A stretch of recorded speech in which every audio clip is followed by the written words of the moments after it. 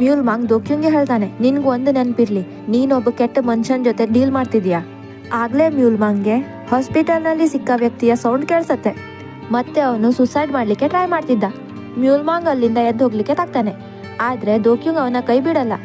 ಅದಕ್ಕೆ ಮ್ಯೂಲ್ ಮಾಂಗ್ ದೋಕ್ಯುಂಗೆ ಹೇಳ್ತಾನೆ, ಮೊದ್ಲು ಕೈ ಹಿಡಿಲಿಕ್ಕೆ ರೆಡಿ ಇರ್ಲಿಲ್ಲ, ಈಗ ಬಿಡ್ತಾನೂ ಇಲ್ಲ. ಅದಕ್ಕೆ ದೋಕ್ಯುಂಗ್, ನೀನೇ ಹೇಳಿದ್ಯಲ್ಲ ಕೈ ಬಿಡಬೇಡ ಅಂತ ಹೇಳ್ತಾಳೆ. ನಂತರ ಮ್ಯೂಲ್ ಮಾಂಗ್ ದೋಕ್ಯುಂಗ್ನ ಕೈಯಲ್ಲಿ ಒಂದು ಕೆಂಪು ದಾರ ಬರೋ ಹಾಗೆ ಮಾಡ್ತಾನೆ. ಮತ್ತೆ ಹೇಳ್ತಾನೆ, ಇದು ಇರೋವರೆಗೂ ನಿನ್ಗೆ ನೋವಾಗಲ್ಲ, ಆದ್ರೆ ಮಧ್ಯರಾತ್ರಿ ಮುಂಚೆ ಇದನ್ನ ರಿಚಾರ್ಜ್ ಮಾಡ್ಬೇಕು, ನನ್ನ ಕೈ ಹಿಡ್ಕೊಂಡು.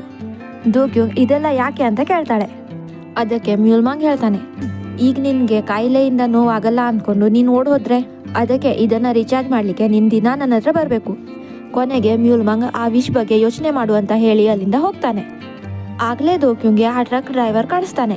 ಯಾರು ದೋಕ್ಯುಂಗ್ಗೆ ಟ್ರಕ್ ನಿಂದ ಡಿಕ್ಕಿ ಹೊಡೆಯೋನಾಗಿದ್ದ. ದೋಕ್ಯುಂಗ್ ಆ ಟ್ರಕ್ ಡ್ರೈವರ್ ಹತ್ರ ಹೋಗಿ